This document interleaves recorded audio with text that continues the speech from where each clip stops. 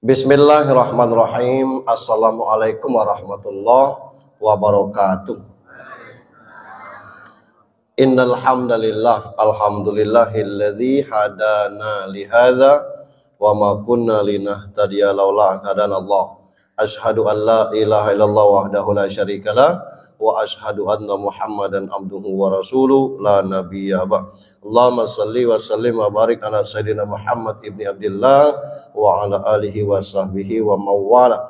Qala Allah ta'ala fi kitabihil karim, a'udzu billahi minasyaitonir rajim. Bismillahirrahmanirrahim.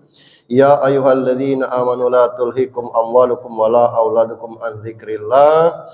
Wa qala an-nabi sallallahu alaihi wasallam muru auladakum bis-shalah wa hum abna'u sab'i sinin. Wadribuhum 'alaiha wa hum abna'u 10 sinin. Wa farraqu bainahum fi madaji' rawahu Abu Dawud. Sadaqallahu azim wa sadaqar rasul karim. Bapak Ibu jamaah Maghrib dan Isya yang dirahmati Allah Subhanahu wa taala. Hari ini tanggal 18, artinya kemarin kita baru saja memperingati hari ulang tahun kemerdekaan Republik Indonesia yang ke-79. Merdeka. Dak pacak kencang-kencang kita nyebut merdekanya karena kita belum banyak yang merdeka.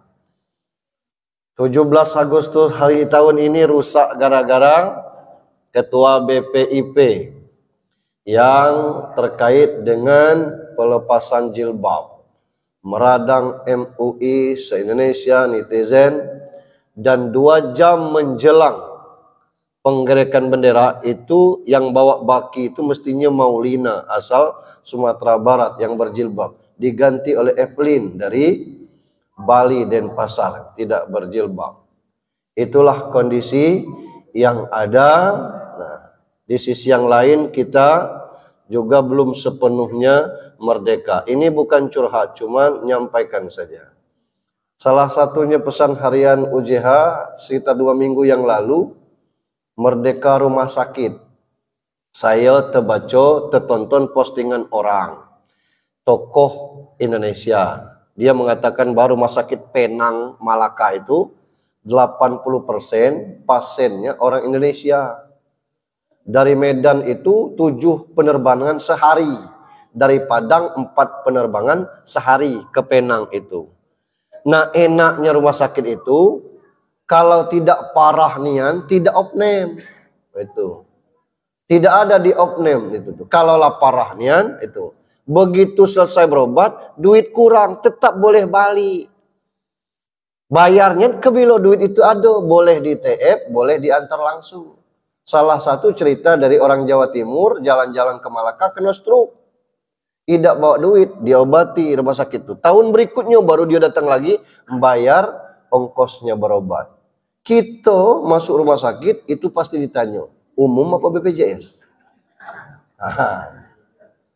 Umum kata kita. Nah kalau umum, silahkan pasien ke situ, keluarga yang lain bayar administrasi di situ. Nah, asa kita sakit, lah bergelantungan info sakit apa kita tidak tahu itu. Nah di situ tidak ada yang model itu tuh. Jadi biayanya mencapai 100% kali lipat lebih murah dari kita dan pelayannya luar biasa. Dan kalau belum ada duit tetap boleh pulang dan bayar nanti. Kita belum merdeka tentang itu. Tapi kita tetap bersyukur bahwa Indonesia ini tetap aman, nyaman, tentram, damai dan sebagainya.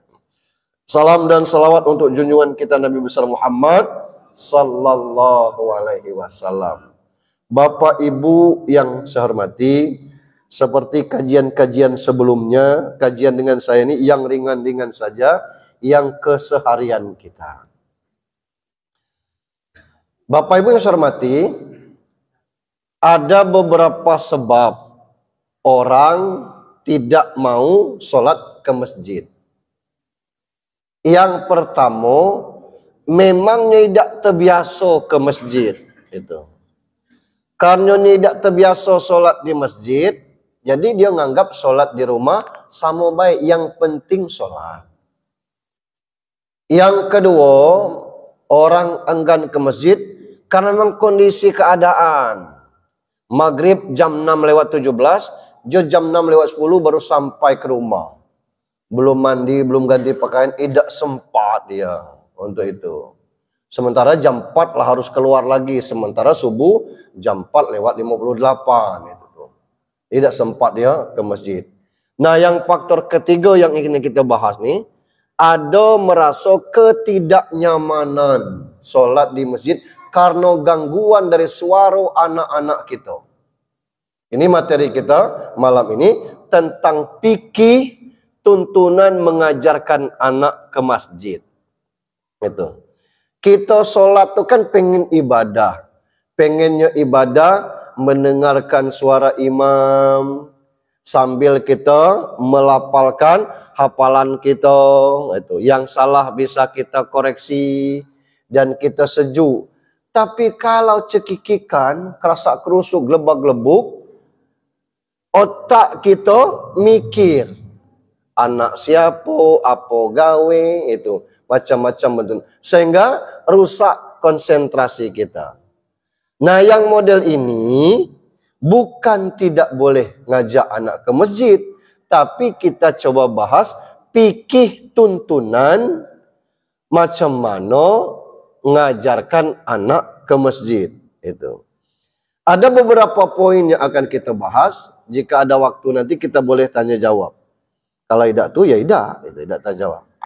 Yang pertama, hukum membawa anak ke masjid. Itu hukumnya mubah, boleh. Bukan wajib, bukan sunnah. Ngajak anak ke masjid itu boleh. Dasar hukumnya, waktu Rasul sedang khutbah, khutbah itu bukan khutbah Jumat, ceramah lah di atas itu. Cucunya Hasan dan Husain datang. Itu. Karena masih kecil, jatuh-jatuhlah dia di lantai masjid itu. Rasul turun dari mimbar tuh, ngambil cucunya. Dia ngomong, anak-anak adalah fitnah, ujian.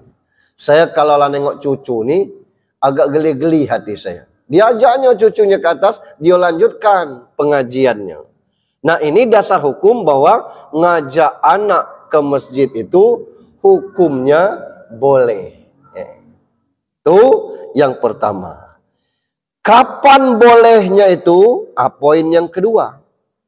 Membawa anak ke masjid hendaknya diniatkan untuk melatih sholat.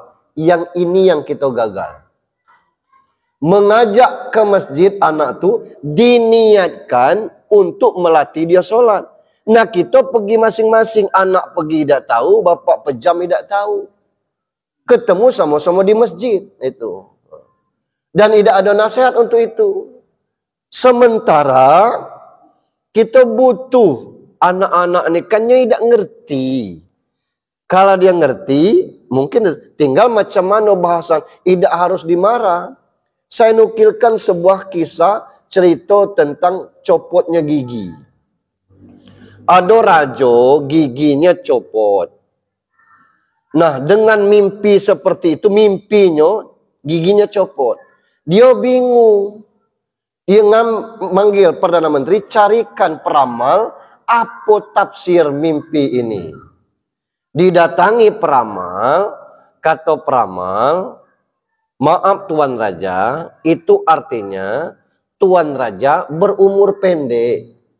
Marahlah raja tuh. Dihukumlah peramal tuh. Kurang ajar kau nih. Meramal basing baik. Gitu. Di penjara. Cari peramal yang lain. Datang peramal yang lain. Diceritakan saya mimpi gigi copot. Apa arti mimpi itu? Alhamdulillah, Masya Allah.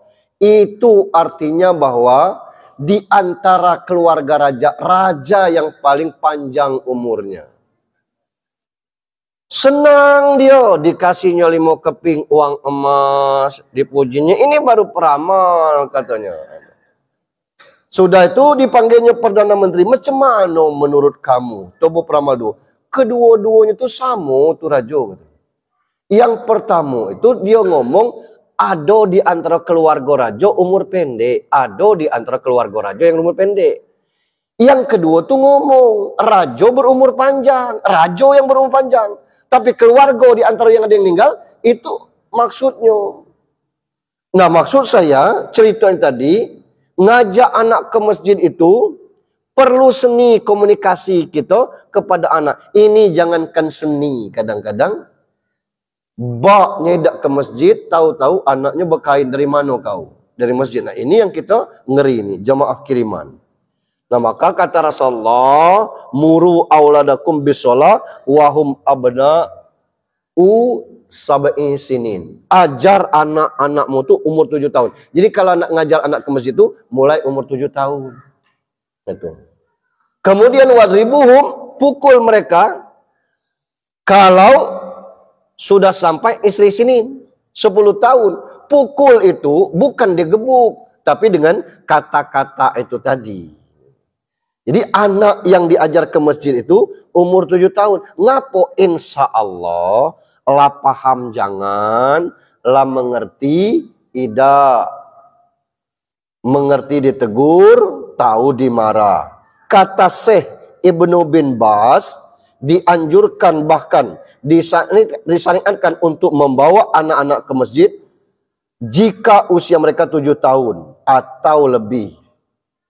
Dan boleh dipukul jika usia 10 tahun karena dengan membawa ke masjid ia akan terbiasa sholat dan mengetahui cara sholat. Sehingga ketika dialah balik, dia sudah paham cara sholat dan terbiasa sholat bersama saudaranya dari kaum muslimin. Sholat kan tidak dipelajari, gerakannya tuh nyenengok. Nah, kalau kita tidak belajar sholat, tidak sempat ngajarnya, paling tidaknya bisa belajar di masjid. Bisa nengok orang di masjid macam mana cara sholat orang. Poin yang ketiga, membawa anak ke masjid tidak diperbolehkan jika menimbulkan gangguan.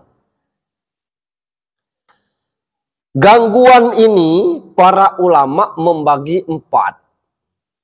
1, belum bisa diatur dan dipahamkan.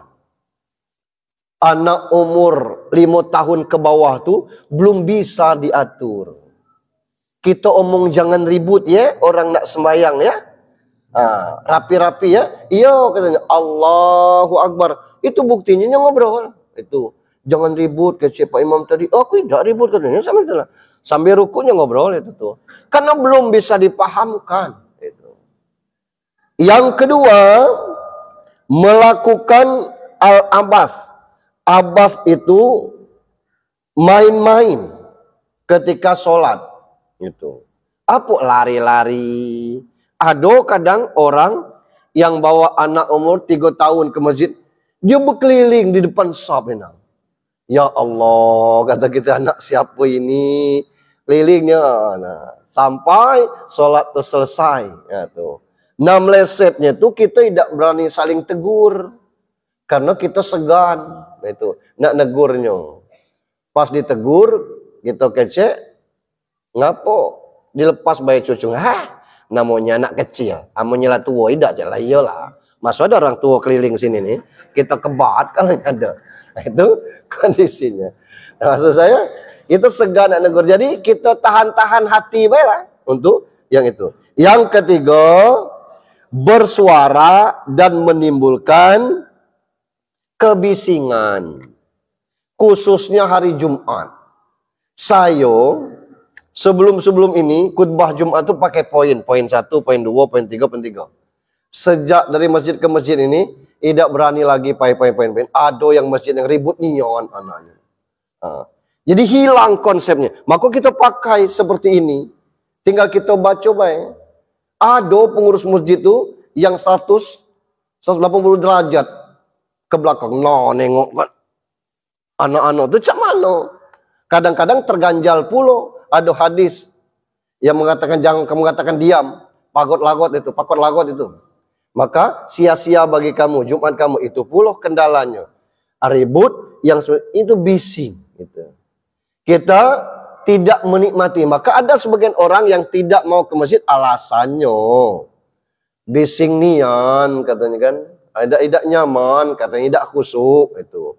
Sebenarnya betul kata dia tuh karena bising tersebut Rame suara anak-anak itu tuh. Apalagi kalau kita taraweh. Kalau sholat sunat, taruhlah. Tapi kalau sholat wajib, kadang-kadang kita butuh untuk memang ketenangan untuk itu. Yang keempat, terlalu kecil. Semisal masih balita. Di bawah 5 tahun. Memang tidak ngerti sebagai. Macam mana Pak Ustadz? Kalau itu tidak ada tempat nitipnya, itu namanya darurat.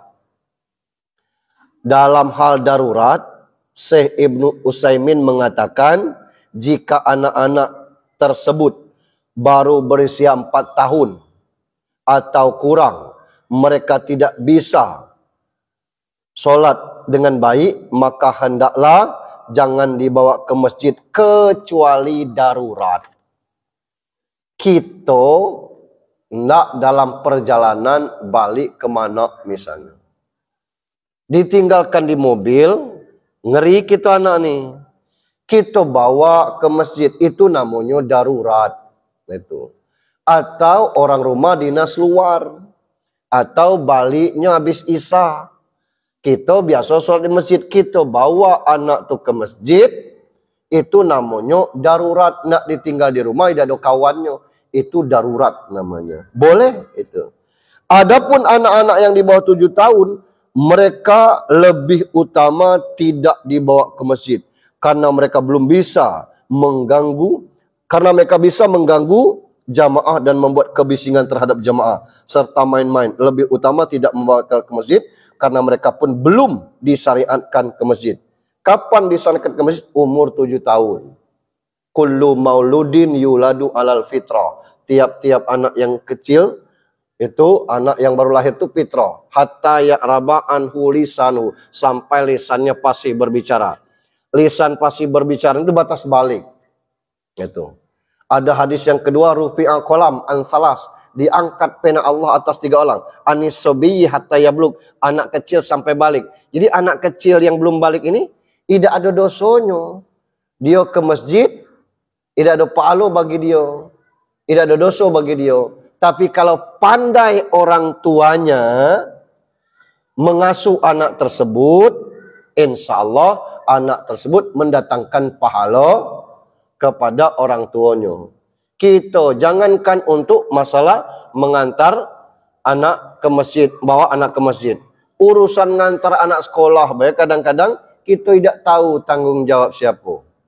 Saya tanya ke ibu-ibu, ngantar anak sekolah tuh tanggung jawab siapa, Bu? Bapak apa ibu? Tanggung jawab ibu-ibu. Tanggung jawab bapaknya ngantar anaknya sampai wakil presiden. Itu.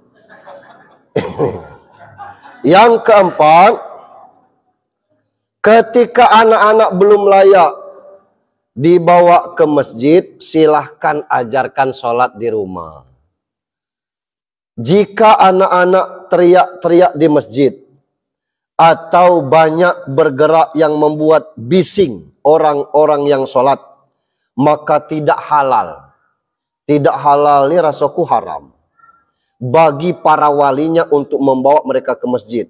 Jika ini terjadi, maka mereka, para wali, diperintahkan untuk mengeluarkan anak-anak mereka dari masjid dengan membatalkan sholat dan menyerahkan anak-anak mereka kepada ibunya untuk sholat di rumah bersama ibunya, dan wanita lebih utama sholat di rumah kalau masih banyak tanggung jawab. Itu bukan kata saya, kata Syekh Ibnu Utsaimin dalam Majmu' Fatawa war Rasail. Jika anak umur 7 tahun itu, misal saya bawa cucu saya, Adam nama cucu saya, umur 5 tahun misalnya. Begitu saya Allahu Akbar kata imam, saya tidak jadi imam. Dia manggil, Datuk, balik Datuk. Aku harus keluar dari barisan itu. Karena ini mengganggu. Bukan aku aja, orang lain terganggu. Bawa antar ke neneknya di rumah. Itu dalam pendapat Ibnu Utsaimin dalam Majmu' al-Fatawa war Rasail. Itu tentang anak-anak. Macam mana kiat yang lainnya tuh? Yang poin kelima. Jika membawa anak ke masjid, posisikan di sebelah Anda. Jadi kalau bawa anak ke masjid itu, posisinya di sebelah kita. Tujuannya agar bisa memberikan peringatan kepada anak-anak ketika mereka berulah. Yaitu dengan isyarat tangan atau gerakan yang sedikit sehingga mereka paham bahwa mereka diminta untuk tenang. Gerakan negur anak, nyuil anak itu tidak membatalkan sholat. Karena Rasul pernah ada Jabir sholat di sebelah kirinya. Ditarik Rasul ke sebelah kanan. Sudah tuh orang datang lagi. Rasul suruh di sebelah belakang. Artinya Rasul bergerak ini tidak mengulang sholat awal. Nah kita ngajak cucu, ngajak anak. Allahu Akbar. Nyo mulai gelisah, kita cuil. Itu tidak batal sholat kita. Dalam rangka menertibkan anak ini. Itu kata dalam pelaksanaan sholat. Tapi kata Wahbah Zuhaili, syarat anak itu di samping kita ada dua. Satu, sudah khitan. Yang kedua, wuduknya benar. Kita ngomong, apakah tidak putus saf? Nah, kita punya tiang masjid ini. Ini kebetulan, tidak paca ada orang pas di tiang itu. Maka putus safnya itu. Sama posisinya dengan anak kecil, kata bin Bas. Yang lebih parah lagi, Masjid Al-Iman Tanah Patah. Saf kedua itu, saf pertama itu, lah sudah tiang besar itu tuh. Itu putus safnya karena tiang. Kalau itu putus safnya, maka dikatakan putus saf. Tidak. Tiang itu samalah dengan anak kecil tadi, tidak putus saf. Lalu saya pengajian di Masjid Al-Musafirin. Pak Ustadz, macam mana kalau anak tuh nyelonong ke saf depan ini? Padahal kita tidak tahu, nya sudah bersunat atau berwuduk dengan benar. Nah yang model itu butuh garansi.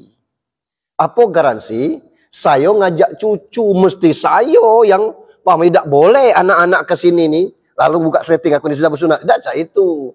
Ada garansinya orang tuanya atau datuknya yang bawa ini cucu ngaku. Insya Allah aman. Tidak apa-apa. Boleh model itu. Dan itu tidak memutuskan sab kata bin Bas dalam pendapatnya. Tadi kata Wahbah Zuhaili, syarat tidak putus sab itu dua tadi. Kalau umur 7 tahun untuk anak kita biasanya lah khitan itu. Iya, lah sudah bersunat kalau umur 7 tahun anak-anak kita tuh. Sunat sudah, diajari wudhunya. Nah, dengan demikian dia di sela datuk atau di sela bapaknya itu tidak memutuskan sab dalam sholat 5 waktu. Ini ketentuan-ketentuan mengajak anak ke masjid. Baik laki-laki maupun perempuan. Kenapa ini kita sampaikan? Karena kalau tidak disampaikan seperti ini, gangguan ini sampai kapan berhenti? Anak-anak masih pacak kita olah. Saya dapat cerita yang baru dari pengasuh pondok pesantren Linggau itu. Itu yang tua-tua, kadang-kadang masih galak beribut. Ada kisah haji tua dengan haji baru balik itu. Mungkin ada yang pernah nonton itu tuh. Apa kata haji yang baru balik kepada imam? Jangan baca bismillah lah. Kata imam yang tua, imam lama tuh, tahun 80-an, tahun 90-an tuh. Ya ngapain tidak baca bismillah? Aku ini baru balik kemarin. 40 hari aku di Mekah tuh. Tidak ada imam Mekah baca bismillah. Salah semayang kita. Wah itu di Mekah, ini di sini. Maka nak update, Pak Wo, kata kawan. Update. Akhirnya ribut. Haji tua dengan haji muda. Yang di luar dengar, nanyo, apa cerita sampai keluar ribut-ribut tadi? Ai haji tua ke haji baru balik ribut. Apa kata yang di luar? Untung nih anakku tidak semayang ke masjid. Jadi yang tidak semayang itu beruntung dia. Karena kondisi seperti itu. Nah anak-anak pun seperti itu kita. Kita suka, senang dan cinta kepada anak untuk mengajak dia ke masjid, mengajarkannya salat, tapi fikihnya tidak kita pahami. Macam mana ketentuannya belum kita pahami untuk hal demikian. Sehingga yang kita dapatkan bukan masalah pahala dari anak mengajar ke masjid. Justru yang kita dapatkan adalah kecaman, Cemohan atau ngedumel bahasa Jawanya, alang pulau keribut anak-anak siapa. Itu akhirnya yang kita dapatkan karena ketidakpahaman.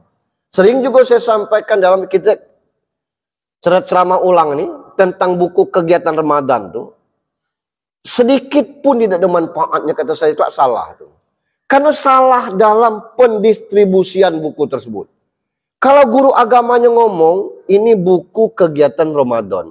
Boleh diisi kalau kalian sholat. Kalau tidak, tidak usah diisi. Ibu tidak akan marah, yang penting kalian jujur. Jujur lebih dari segala-galanya. Tidak usah diisi kalau kalian tidak terawih. Ibu tidak akan marah. Kosong melompong, dia tidak apa-apa. Tapi jujur. Tidak masalah. Nah, anak ini kadang-kadang bawa buku ini tidak dapat bimbingan juga dari orang tua. Orang tua tidak ngomong, mana buku kegiatan Ramadan kamu? Ngapa bu? Sini ibu yang megang. Kalau kamu sholat, lah ibu yang ngasih ke ustaz. Kalau tidak usah. Ketika anak itu tidak sholat, mestinya ibunya ngomong, ayo kita balik. Buku tidak usah ditekin. Ngapa? Kamu tidak sholat. Supaya dia tahu, malam kedua, malam ketiga, malam keempat, insya Allah dia sholat. Nah yang kita ini tidak, begitu terawih, rame dan bunyinya. Selesai witir, berkeringat anak tuh, minta tanda tangan. Tidak kita tanda tangani, alangkah pandir ustadz ini, ditanda tangani dua kesalahan itu. Satu, anak tuh tidak sholat. Yang kedua, itu tuh data palsu. Nah ini bertahun-tahun model itu. Makanya tidak pernah tuntas urusan mas itu. Nah saya pernah belajar dari Masjid Al-Amin Jalan Jeruk, kalau tidak salah. Di Perumnas. Lurus puskesmas itu. Saya pernah sholat di situ. Hening nian. Enak nian sholat. Alangkah hebat anak-anak orang sini. Kupikir tidak ada bunyinya sampai ke witir tuh. Belum balik itu kutanya, cemano anak kamu tertib nian sini? Ketawa pengurus masjidnya. Ada kiatnya Pak Ustadz, ada caranya. Macam mana caranya? Terpaksa tiap malam tuh ada rismanya yang piket. Tidak sholat tarawih. Yang lanang jago anak lanang, yang tino jago anak tino. Kerjanya megang buku. Yang ribut ditarik dari belakang. Ini buku kau, balik. Orang nak sholat. Yang tino juga mau kalau anak nangis di luar. Tertib dia. Aku coba di masjid kami Alif Lam Mim, ada hasilnya itu. Kita terangkan dulu sebelum itu kan, untuk seperti ini kita mau tarawih itu.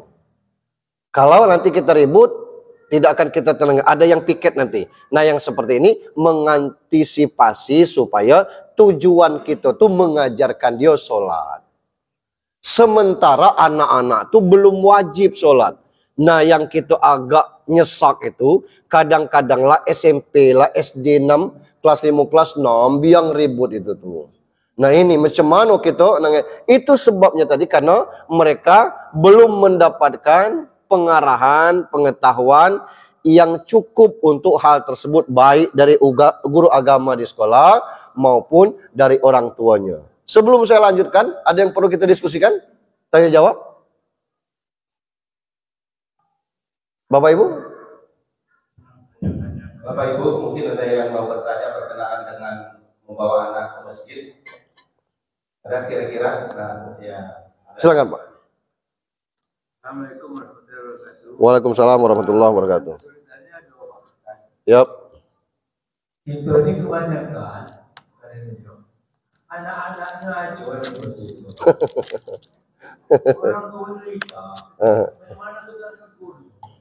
Bapaknya mama tidak tahu anak itu. Buktinya ada saya ke rumah sakit jalan, tahu dia pakai kain, dia begini. Tahunya dia boncengan motor. Apa yang bersih? Balik. Nah, orang tua tidak tahu itu kemana itu. Ya. Cara kita negurnya, karena anak ini tegur sekali itu negurnya 10 kali jawab itu. Ya. Kenapa kamu? Nah itu ya. Jadi benar. Ini yang banyak Ya. Waalaikumsalam warahmatullahi wabarakatuh. Segalanya ada caranya Pak Haji. Salah satunya kita singkirkan dulu sifat segan menyegan. Pertama, misalnya materi-materi kultum itu Kalau tidak pengurus nyusunnya, mungkin bisa di request. Tolong materi malam pertama ini. Materi malam kedua. Biasanya malam pertama tuh orang tuanya rajin ke masjid. Kalau tidak juga tuh mungkin ada acara hari besar Islam. Kalau juga dia kata. Kalau tidak tuh tidak usah dijual lagi Pak Haji. Habis dalam. Nah itu kira-kira. Jadi kiat-kiatnya seperti itu. Kadang-kadang kita materi kultum Ramadan tuh juga tidak masuk di kita karena tidak tersusun materinya tuh ustadz ini, ustadz itu ini. Jadi apa yang materi kita butuhkan, ada baiknya kita request kepada ustadznya, tolong sampaikan materi ini karena kita butuh untuk hal yang demikian. Tolong sampaikan materi ini, kita butuh untuk hal demikian. Walaupun itu materi-materinya menurut kita kurang menarik. Kalau ada ketersinggungan, tujuan kita baik. Toh tidak ada maksud kita untuk mengatakan orang tua itu salah, tapi ini teknis, cara, fikih, tuntunan macam mana anak tersebut. Kalau sudah kita ajarkan seperti itu, insya Allah adalah perubahannya. Setidaknya orang tuanya juga segan terhadap sudah disampaikan misal itu, masih juga ribut. Tahu kita anak kita, misalnya saya ngajak cucung saya, begitu saya sholat cucung saya ribut, itu tahu kita suaranya. Sayangnya kadang-kadang habis sholat itu tidak diulas kepada anak tuh. Alangkah kencang suara kau tadi. Faktor itu tadi kata Pak Haji. Bapaknya macam mana ngulas, bapaknya tidak datang. Anaknya baik, kebetulan diajak kawannya ke masjid. Nah insya Allah dalam acara-acara tertentu materi ini bisa di-request, misalnya dalam hal masalah tarawih malam pertama malam kedua, boleh kita minta bahannya kepada Ustadz untuk menyampaikan ceramah seperti itu. Yang lain masih? Ya kan? Waalaikumsalam warahmatullahi wabarakatuh.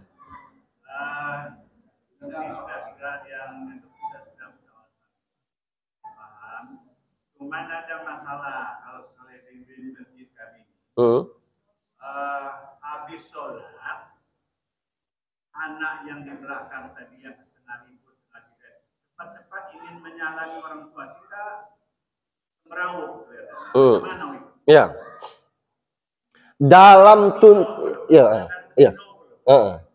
Dalam tuntunannya selesai sholat itu tidak ada tuntunannya harus salam-salaman. Tidak ada. Kadang-kadang jangankan anak-anak, Wan, yang tua-tua nih masih gamin-gamin kita sibuk nak ini nyenggamit nak salam nih nah. Yang ada ketentuan tuh zikir dulu, wirid dulu, walaupun itu wirid pendek. Selesai itu, selesai berdoa, boleh salam-salaman. Makanya itu di kalangan Nahdiyin diterapkan selesai doa bersama, tegak imam di sini sallallahu ala Muhammad, salam satu-satu itu. Atau setidaknya kita ini masjid kita tidak diatur demikian, setidaknya selesaikan dulu orang berzikir, berwirid, baru kita salam. Ini tidak, kita sibuk astagfirullahaladzim. Itu. Apalagi anak-anak. Nah, karena ketidakpahaman itu tadi, jadi belum boleh untuk hal demikian. Jadi untuk salam-salam kepada anak-anak ini, karena memang ini tidak pernah dikasih tahu kepada anak-anak. Jangankan anak-anak, orang tua juga seperti itu. Kadang-kadang kita mana-mana ini dibuat anak tuh nak nemui datuk atau apa namanya kan bapaknya. Nah bapaknya tidak pulang nah, mestinya bukan dimarah, tapi nanti aja ya, selesai bapak zikir baru salam. Nah ini memang perlu dikasih tahu tentang hal demikian itu. Karena tuntunan salam itu tidak ada, yang ada diminta kepada kita tuh zikir wirid itu. Tidak panjang, tidak pendek, tidak sama-sama, tidak masing-masing, itu tidak diatur karena hadisnya ada galau. Boleh sama-sama, boleh masing-masing. Nah, yang urusan salam-salaman selesai itu. Di penjelasan ceramah Ustadz Adi Hidayat juga terang benderang dia menerangkan masalah itu. Sebaiknya kita wirid zikir dulu, minimal selesai sholat. Kalau kita ada perlu buru-buru, berdoa dulu lah. Berdoa dulu, tengok dulu kiri kanan. Kalau kawan masih sibuk dengan zikir, tidak usah kita cual-cuil. Orang masih nak berzikir. Nah, kadang-kadang kita hidup sebelah sini, nak salam masuk kita kan. Nah, sebelah sini kan.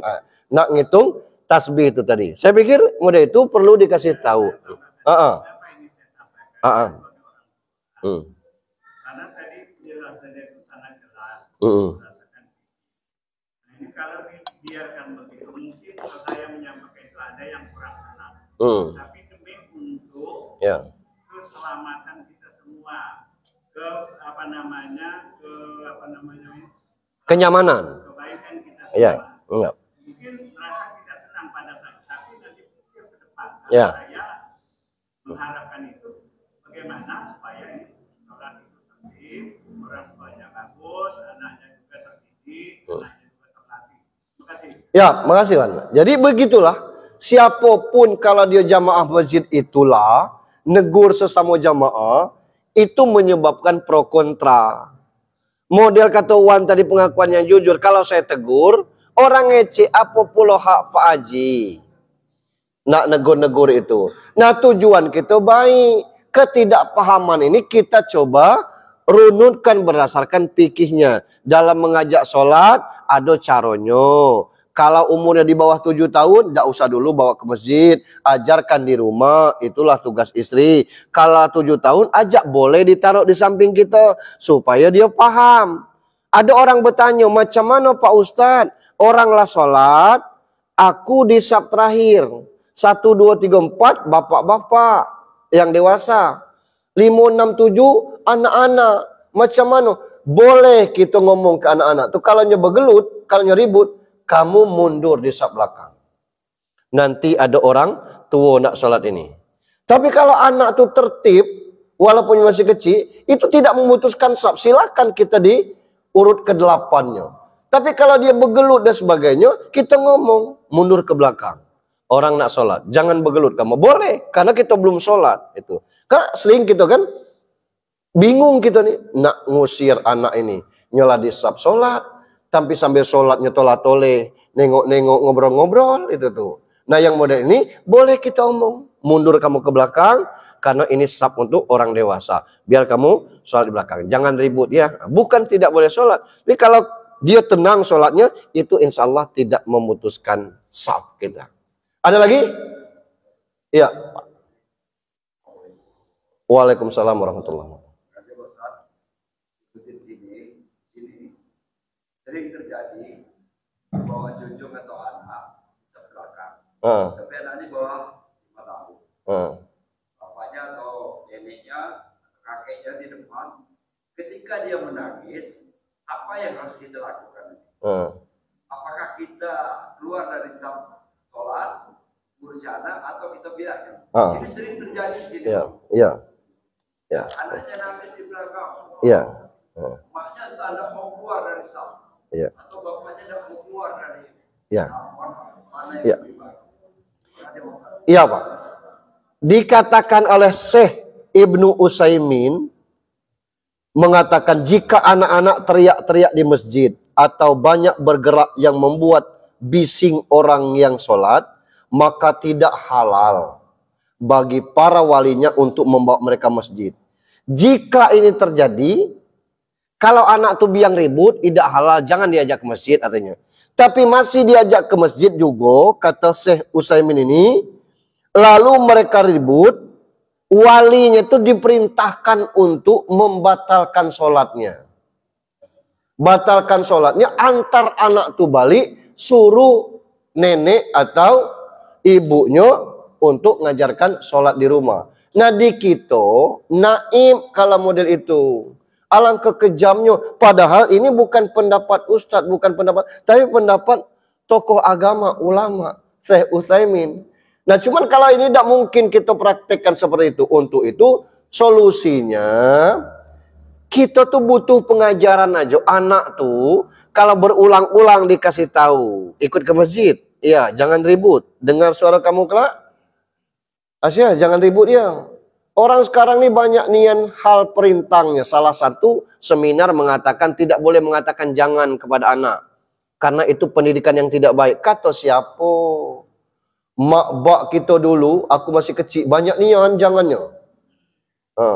Jangan macam ini, jangan macam itu, jangan macam ini, jangan macam itu, jangan ke situ, jangan ke sini. Banyak. Buka Al-Quran. Tokoh yang paling sukses mendidik anak itu namanya Luqmanul Hakim. Luqmanul Hakim dalam ayat 12 surat Luqman mengatakan, ya bunayya la tusyrik billah. Wahai anakku sayang, jangan syirik. Al-Quran boleh mengatakan jangan. Nah kita kepada anak kita, kalau dengan bahasa lain, dia tidak ngerti kelak tuh. Mengalihkan bahasa jangan dengan bahasa yang lain tuh anak tuh kelak tidak paham. Maka kalau kita kan jangan kepada anak tersebut boleh. Jadi kalau menurut Syekh Utsaimin, kita ngajak anak, kita sab depan, anak kita ribut, kita boleh membatalkan sholat. Nyo nangis misalnya, karena kasihan orang yang tidak sholat tuh terganggu. Orang yang tidak sholat tuh terganggu gara-gara orang sorang seperti itu. Cuman ini kita di Indonesia ini tidak sekejam seperti dalam posisi yang saya ceramahkan ini. Tetap kita ada rasa maklum. Hanya saja maksud saya yang bersangkutan mesti mengerti macam mana etika mengajarkan anak, cucu ke masjid supaya dia paham. Sebab ada orang yang memang susah konsentrasinya untuk sholat. Kadang-kadang pengen yang kita sholat yang nikmat begitu. Nah, kalau ada suara-suara kelepak-kelepuk itu, gerbak-gerbuk je bergelut setinjuan, kata gitu. Takut kita kena mato, kena apa, tertinju dado, model itu kelak berbahaya. Itu bayangan kita ketika sedang sholat tuh. Padahal itu tuh setan galau, kesempatannya ada, setannya masuk lewat hal demikian. Bapak Ibu yang saya hormati, nah itu sekelumit tentang tuntunan macam mana etika kita mengajarkan anak ke masjid. Saya mohon maaf, bukan Wan Haji Ismail aja mungkin yang tidak disenangi. Saya menyampaikan materi ini belum tentu juga orang senang. Tapi ini mesti kita sampaikan supaya kita tahu fikih macam mana mengajarkan anak ke masjid. Mohon maaf billahi taufiq wal hidayah. Assalamualaikum warahmatullahi wabarakatuh. Waalaikumsalam. Bapak Ibu yang dirahmati Allah, demikianlah kajian kita pada malam ini, yaitu berkenaan dengan membawa anak ke masjid. Mudah-mudahan nanti siapa yang